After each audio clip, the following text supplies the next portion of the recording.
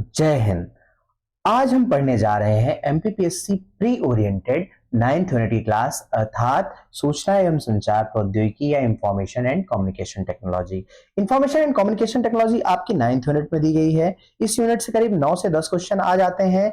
2020 के बाद जो सिलेबस चेंज हुआ है या 2020 से जो सिलेबस आपका चेंज हुआ है उसमें सूचना एवं संचार प्रौद्योगिकी को बहुत महत्व दिया गया है। इससे पहले आपके सिलेबस में कंप्यूटर था। अगर 2019, 18, 17 की बात करें तो आपके सिलेबस में कंप्यूटर और उसके डिवाइस से संदर्भित क्वेश्चन आते थे। मतलब पहले आपको कंप्यूटर के बारे में पूछते थे, उसकी हिस्ट्री क्या रही, उसका निर्माण किसने किया, क्या उसका स्ट्रक्चर है, क्या उसकी मेमोरी है, किस प्रकार की उसकी संरचना है, क्या इनपुट क्या आउटपुट डिवाइस, ऐसे बहुत सारे क्वेश्चन आते थे। मतलब पहले केवल कंप्यूटर के बारे में ज्यादातर क्वेश्चन आते थे और अब सिलेबस में खुल के उन्होंने सूचना एवं संचार प्रौद्योगिकी लिख दिया है। और सूचना एवं संचार प्रौद्योगिकी में केवल अकेला कंप्यूटर नहीं आता है, इंटरनेट आता है, सोशल मीडिया आता है, ई कॉमर्स आता है, साइबर सिक्योरिटी आती है, रोबोटिक्स आती है और बहुत सारे टॉपिक आ जाते हैं। जैसे आप मोबाइल से फोन में बात करते हो तो आप सूचना को एक जगह से दूसरी जगह भेज रहे होते हो। जैसे वीडियो के माध्यम से मैं आपको एक इंफॉर्मेशन आपके पास तक भेज रहा हूं, तो ये भी एक तरह से सूचना का संचार ही तो हुआ। तो ये सब चीजें, जैसे इंटरनेट की बात करें, यूट्यूब की बात करें, मोबाइल सिस्टम की बात करें, हर प्रकार के कम्युनिकेशन की बात करें, ये सब सूचना एवं संचार प्रौद्योगिकी में आता है। अर्थात अब सिलेबस में आपके केवल कंप्यूटर नहीं बचा, अब आपके सिलेबस में कंप्यूटर मात्र नहीं है, आपके सिलेबस में वो हर एक डिवाइस है जो सूचना का संचार कर सकती है। तो आपको उसमें सॉफ्टवेयर, हार्डवेयर, हर एक प्रकार की चीजें पढ़नी है। तो इससे डरना नहीं है। लेकिन एक बात समझने की है कि 9th यूनिट का सिलेबस जो दिया होता है और उसके अकॉर्डिंग हम कितनी भी किताबें पढ़ लें, जब क्वेश्चन आते हैं तो वो हमसे नहीं बन पाते हैं। ये बहुत एक अनसर्टेनिटी 9th यूनिट को लेकर के बनी है और इसीलिए इस पे सविस्तार और डीप में स्टडी करने के लिए मैंने ये क्लास स्टार्ट की है।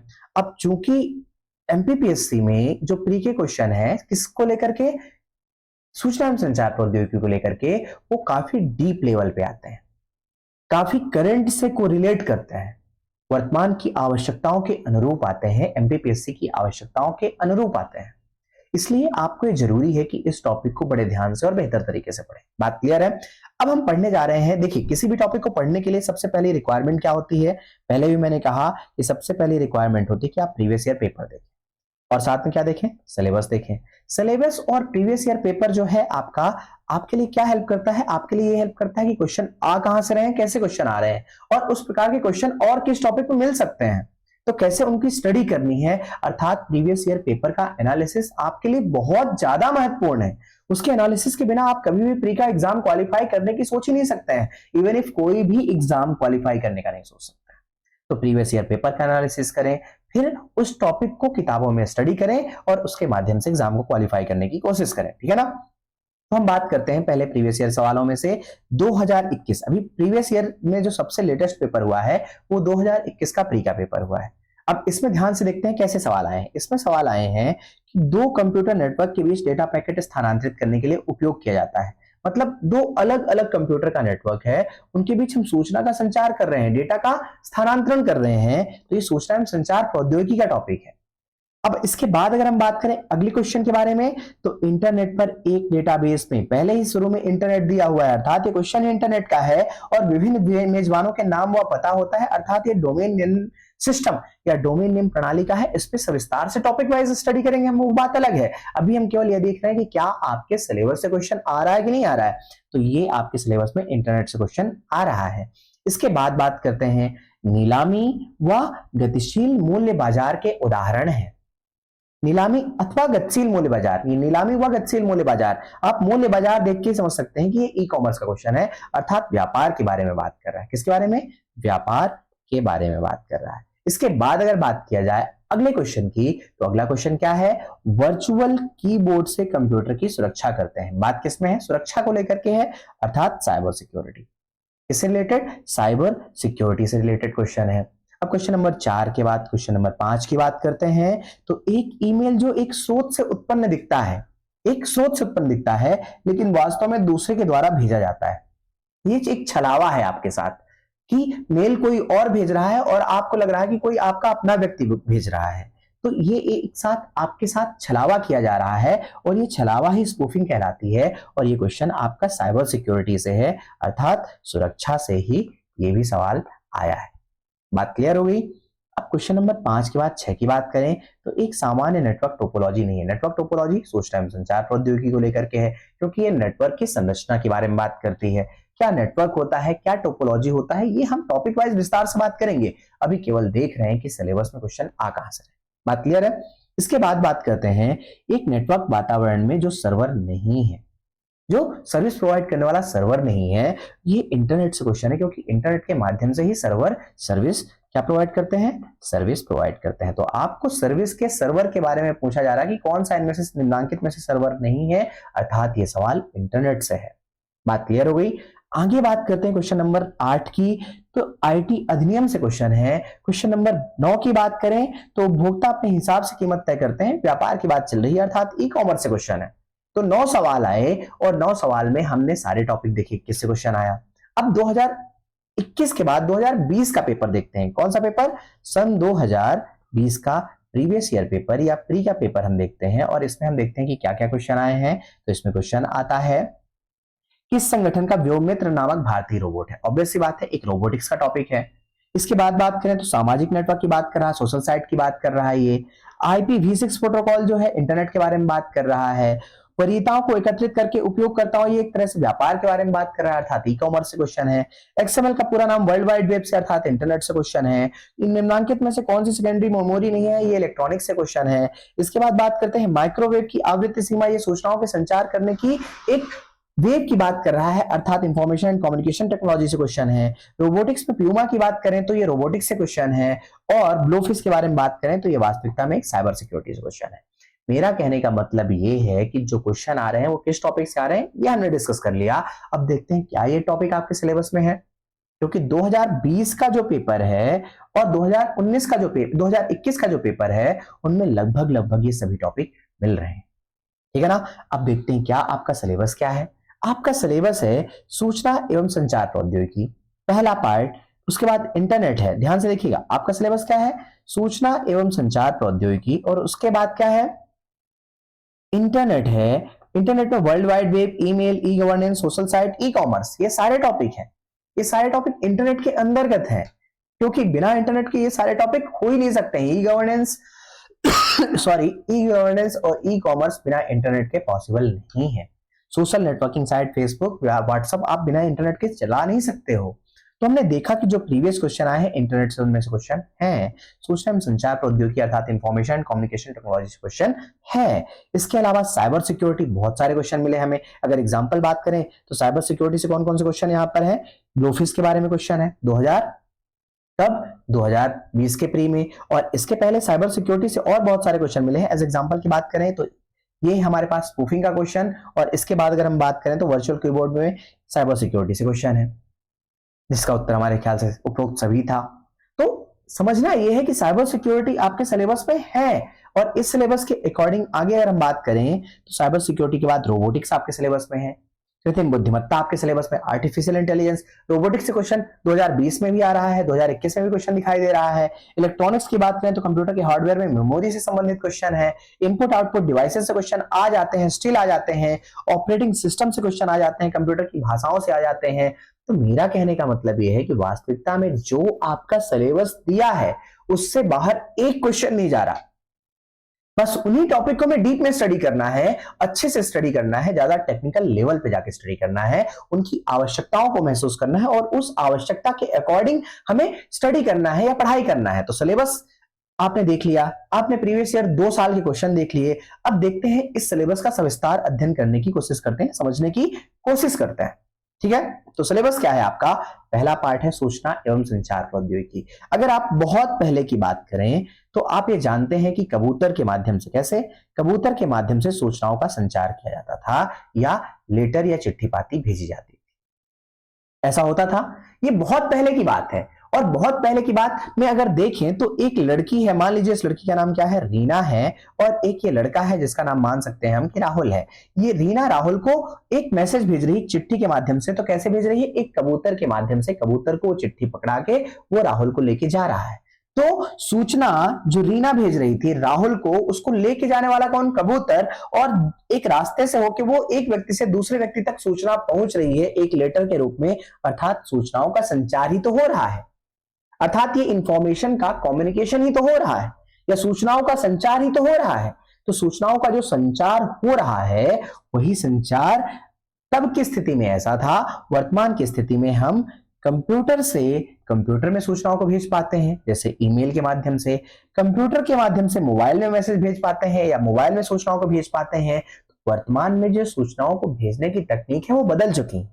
अब रीना राहुल को कबूतर के माध्यम से लेटर नहीं भेजती है, अब रीना राहुल को मोबाइल के माध्यम से भेज सकती है, कंप्यूटर के माध्यम से भेज सकती है। तो सूचनाओं का संचार का नया तरीका, नई तकनीक विकसित हो गई है, अर्थात कैसे भेजने वाले को, सूचनाओं को भेजने वाले को क्या कहेंगे, सूचनाओं को रिसीव करने वाले को क्या कहेंगे, और रास्ते को क्या कहेंगे, जिस रास्ते से मैसेज जा रहा है उसके लिए कौन कौन सी तकनीकी इस्तेमाल की जाएंगी, ये सभी सूचना एवं संचार प्रौद्योगिकी के अंतर्गत हम अध्ययन करते हैं। इसके बाद अगला टॉपिक है आपका इंटरनेट। इंटरनेट में जब हम बात करते हैं वर्ल्ड वाइड वेब की, या वर्ल्ड वाइड वेब की, WWW अर्थात वर्ल्ड वाइड वेब की। और वर्ल्ड वाइड वेब जो होता है वास्तविकता में क्या होता है? वर्ल्ड वाइड वेब वास्तविकता में वेबसाइट होती है। सभी वेबसाइट का समूह ही वर्ल्ड वाइड वेब होता है। और आप बहुत सारी वेबसाइट इस्तेमाल करते हैं तो उनके बारे में स्टडी करना है। ईमेल सर्विस के माध्यम से आप मैसेज भेजते हैं तो उसके बारे में स्टडी करना है। ई गवर्नेंस के माध्यम से सरकार आपको क्या करती है? सरकार आपको यहाँ पे सेवाएं देती है। इसका इस्तेमाल करके सरकार इंटरनेट का इस्तेमाल करके आपको सेवाएं देने का काम करती है। तो सरकार इंटरनेट, सूचना संचार प्रौद्योगिकी का इस्तेमाल करके जो आपको सेवाएं देती है उन सेवाओं को ई गवर्नेंस के अंतर्गत पढ़ते हैं। सोशल नेटवर्किंग साइट, आप फेसबुक, व्हाट्सएप बहुत चलाते हैं, आप बहुत ज्यादा इंस्टाग्राम वगैरह यूज करते हैं, स्नैपचैट यूज करते हैं, तो इन सभी के बारे में जो अध्ययन करना है वो कहाँ करना है? वो सोशल नेटवर्किंग साइट्स पे अध्ययन करना है। किस पे अध्ययन करना है? सोशल नेटवर्किंग साइट पे। और बात करते हैं ई कॉमर्स की, तो इंटरनेट का इस्तेमाल करके व्यापार करना। एज एग्जाम्पल आप किससे व्यापार करते हैं? फ्लिपकार्ट के माध्यम से करते हैं, अमेजन के माध्यम से करते हैं, मिंत्रा के माध्यम से करते हैं। ऐसी बहुत सारी वेबसाइट के बारे में बताएंगे जिनके माध्यम से आप व्यापार का, खरीदने का, उपभोक्ता के रूप में वस्तुओं को खरीदने का और बेचने का भी काम कर सकते हैं। इनके बारे में स्टडी करना है। सोशल नेटवर्किंग साइट है, ऑब्वियस सी बात बताया मैंने, फेसबुक है, व्हाट्सएप है, इंस्टाग्राम है, स्नैपचैट है, ऐसे बहुत सारी चीजें हैं, ठीक है ना। टेलीग्राम है। ईमेल के बारे में बात करें तो ईमेल सर्विस जीमेल बहुत यूज करते हैं, याहू मेल यूज करते हैं आप लोग। इन सभी के मेल के बारे में स्टडी करना है। वेबसाइट, वर्ल्ड वाइड वेब, मैंने पहले भी कहा, वेबसाइट का सविस्तार अध्ययन करना है। तो इंटरनेट आपके लिए बहुत महत्वपूर्ण टॉपिक है और आज का जीवन आपका इंटरनेट के बिना इम्पॉसिबल है। आप स्वयं जानते हैं कि इंटरनेट के बिना वर्तमान का जीवन आपका इम्पॉसिबल है। तो बिना इंटरनेट के आप वर्तमान के समय को बिल्कुल भी एज्यूम ही नहीं कर सकते हैं। बिना इंटरनेट के किसी की लाइफ सही तरीके से चल ही नहीं सकती है, क्योंकि इंटरनेट सूचना का संचार का माध्यम है, पढ़ने का माध्यम है, मनोरंजन का माध्यम है, व्यापार का माध्यम है, सरकार की दी जाने वाली सेवाओं का माध्यम है। तो इंटरनेट बहुत इंपॉर्टेंट है और आप इसके कारण इंटरनेट नामक टॉपिक ना पढ़ें ऐसा नहीं कर सकते। इसके अलावा अगला सिलेबस का पार्ट है साइबर सिक्योरिटी। अब आप ध्यान से देखिए, एक लड़की यहां पे क्या कर रही है? एक लड़की यहां पे सेल्फी लेने का काम कर रही है, ठीक है। और दूसरा आप समझ सकते हैं कि एक लड़के के पास अपना एक कंप्यूटर सिस्टम है जिसमें बहुत सारी जानकारियां वो सेव करके रखा है। कैसे? फोल्डर्स के रूप में। हर एक फोल्डर में जानकारियां सेव है। तो अगर इस इमेज को ध्यान से देखें तो इस लड़के के कंप्यूटर में भी इसकी जानकारी सेव है और इस लड़की के मोबाइल में भी अच्छी अच्छी फोटोज, इसकी अपनी सेल्फी, अपने दोस्तों की सेल्फी और बहुत सारी इसकी अपनी पर्सनल जानकारी हो सकती है, जिनको ये नहीं चाहेंगे कि कोई दूसरा व्यक्ति चुराए या प्राप्त कर ले बिना इनकी अनुमति के, बिना इनसे मांगे हुए कोई दूसरा व्यक्ति इनसे चुरा ले, ऐसा ही कभी नहीं चाहेंगे। लेकिन वास्तविकता में हैकर जो है इन दोनों के सिस्टम को हैक कर सकता है और उससे डेटा की चोरी कर सकता है। और हैकर ये गलती कर सकता है और इससे बचने के लिए इनको क्या करना चाहिए, इससे बचने के लिए शासन को क्या करना चाहिए, इससे बचने के लिए प्रशासकों को क्या करना चाहिए, ये सारी चीजों का अध्ययन हम किसमें करते हैं? इन सारी चीजों का अध्ययन हम करते हैं साइबर सिक्योरिटी में। बात क्लियर है? साइबर सिक्योरिटी के बाद अगर हम बात करते हैं तो किसके बारे में? रोबोटिक्स और कृत्रिम बुद्धिमत्ता या आर्टिफिशियल इंटेलिजेंस। अगर आप ध्यान से देखें इस फोटो में मोदी जी दिखाई दे रहे हैं किसके साथ? डोनाल्ड ट्रंप की वाइफ के साथ, तब जब वो राष्ट्रपति थे। तो ये राष्ट्रपति की वाइफ हैं जो एक तरह से इनॉग्रेट कर रही हैं एक रोबोट को जिसका नाम क्या है? मित्रा है। तो प्रधानमंत्री रोबोट का इनॉग्रेशन कर रहे हैं या रोबोट का एक तरह से साइंस का एग्जीबिशन कर रहे हैं। उसमें पार्टिसिपेट कर रहे हैं। मतलब कहने का कि प्रधानमंत्री जी स्वयं रोबोटिक्स के क्षेत्र में देश के विस्तार की कोशिश कर रहे हैं। तो शासकों की जगह में अगर ये आवश्यक है तो प्रशासकों के लिए भी आवश्यक है। आने वाले समय में हो सकता है कि पुलिस स्टेशन में रोबोट आ जाए, आने भी लगे हैं, केरल में एक एग्जाम्पल हो चुका है ऐसा। तो रोबोट पुलिस स्टेशन में आ सकते हैं, प्रशासन के कार्यों में आ सकते हैं, शासन के कार्यों में आ सकते हैं, आपके रियल लाइफ में आ सकते हैं। अगर हम इंदौर की बात करें यहाँ पे, तो रोबोट नाम का एक चौराहा भी बन चुका है, जो जहां पे क्या करता है, रोबोट आपको सिग्नल प्रोवाइड करने का काम करता है। तो रोबोटिक्स धीरे धीरे आपकी जिंदगी में एंटर करने वाली है। इसलिए रोबोटिक्स इंपॉर्टेंट है आपके रियल लाइफ के दृष्टिकोण से भी और एक प्रशासक के दृष्टिकोण से भी। साथ में ये रोबोट जो आपको दिख रही है, इसको बनाया है किसने? इसरो ने। इसका नाम व्योम मित्र है और हमने 2020 के प्री के पेपर में देखा था कि ये क्वेश्चन आया हुआ था। तो रोबोटिक्स इंपॉर्टेंट है, आज नहीं तो भविष्य में पक्का इंपॉर्टेंट है। 5 से 10 सालों के अंदर आपको बहुत सारे रोबोट दिखने लगेंगे और आप जब एक प्रशासक बनोगे तो आपको इनके बारे में जानकारी होना बहुत जरूरी है। इसलिए रोबोटिक्स आपके सिलेबस में इंपॉर्टेंट है। और अगर ध्यान से देखें तो अब हम आर्टिफिशियल इंटेलिजेंस के अंतर्गत क्या पढ़ते हैं? आर्टिफिशियल इंटेलिजेंस के अंतर्गत हम ऐसा कंप्यूटर बनाते हैं जो ह्यूमन माइंड की तरह काम करता है। एक ऐसा रोबोट बनाते हैं जो इंसानों की तरह सीख सकता है, समझ सकता है। एक ऐसा सॉफ्टवेयर बनाते हैं जो इंसानों की तरह समझ पाए, पढ़ पाए, फील कर पाए। मोबाइल ऐसा बनाना है, इलेक्ट्रॉनिक डिवाइस ऐसे बनानी है, ये सारी चीजें ऐसे बनानी है जैसी ये सोच सकें, समझ सकें, पढ़ सकें, याद कर सकें और वर्क करें एक ह्यूमन की तरह।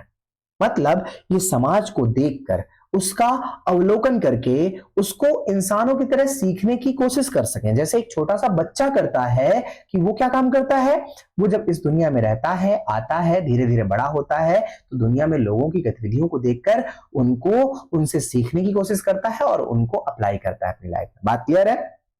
इन द सेम वे हम ऐसा कंप्यूटर सिस्टम बनाते हैं जो इंसानों की तरह सीख सके, समझ सके और याद कर सके, लर्निंग प्रोसेस हो उसके अंदर और साथ में काम कर सके। ये सारी चीजें आर्टिफिशियल इंटेलिजेंस के अंतर्गत आती हैं। मतलब रोबोट भी आर्टिफिशियल इंटेलिजेंस में आ रहा है। तो रोबोटिक्स और आर्टिफिशियल इंटेलिजेंस कोई जुदा टॉपिक नहीं है, ये हमें अच्छे से सुव्यवस्थित तरीके से इन दोनों की स्टडी करनी है। इसके अलावा बात करें तो इलेक्ट्रॉनिक्स में कंप्यूटर के हार्डवेयर के बारे में, जैसे कि मेमोरी डिवाइस क्या यूज होती है, सीडी क्या है, डीवीडी क्या है, हार्ड डिस्क क्या है, पेन ड्राइव क्या है, मेमोरी कार्ड क्या है, इन सब के बारे में स्टडी करना है। इसके अलावा बात किया जाए तो बहुत सारे कंप्यूटर के मदरबोर्ड वगैरह डिवाइसेस हैं, ठीक है ना, जो हार्डवेयर है, सॉफ्टवेयर है, वो क्या यूज किया जाता है, इन सब के बारे में पढ़ना है। क्या इनपुट डिवाइस है, क्या आउटपुट डिवाइस है, क्या मेमोरी है, इन सब के बारे में अध्ययन करना। और इसके बाद अगला टॉपिक हमारा क्या है? ऑपरेटिंग सिस्टम और कंप्यूटर की भाषाएं। ऑपरेटिंग सिस्टम जैसे विंडोज है, लिनक्स है, और ये हमारे पास क्या है? उबुंटू है, जो कि लिनक्स का पार्ट ही है। तो विंडोज हो जाए, लिनक्स हो जाए, चाहे उबुंटू हो जाए, ऐसे बहुत सारे ऑपरेटिंग सिस्टम के बारे में अध्ययन करना है। कंप्यूटर की भाषाओं के बारे में बात करें तो सी है, सी प्लस प्लस है, जावा है और बहुत सारी लैंग्वेजेस हैं। उन सभी के बारे में सविस्तार हमें इसके सिलेबस में अध्ययन करना है। तो अब आपने देख लिया कि आपका सिलेबस क्या है, हमें वास्तविकता में पढ़ना क्या है, उसको किस प्रकार से आपको आगे भविष्य में आने वाले एग्जाम के लिए तैयार करना है। तो बढ़िया से इसको समझ लीजिए, ध्यान से अपने दिमाग में बैठा लीजिए कि आपका टॉपिक अब कंप्यूटर ओरिएंटेड नहीं बल्कि सूचनाओं के संचार ओरिएंटेड है, इंटरनेट ओरिएंटेड है। E commerce, e governance, robotics, artificial intelligence, सूचना एवं संचार प्रौद्योगिकी, ऐसे बहुत सारे टॉपिक आपके सिलेबस में डाल दिए गए हैं जो बहुत महत्वपूर्ण है आपके रियल लाइफ को लेकर भी और आपके आने वाले भविष्य को भी लेकर। इसीलिए प्रशासकों को इन सभी चीजों के बारे में जानना जरूरी है और ये बहुत इंपॉर्टेंट है कि आपसे टॉपिक बने। तब तक पढ़ते रहिए, मदमस्त रहिए। जय हिंद। हम अपनी नेक्स्ट क्लास में सूचना एवं संचार प्रौद्योगिकी पढ़ना स्टार्ट करेंगे और इस पूरी की पूरी एक सीरीज के अंतर्गत कंप्यूटर्स के फंडामेंटल के बारे में बहुत विस्तार से अध्ययन करेंगे। ठीक है ना? चलिए, धन्यवाद। जय हिंद।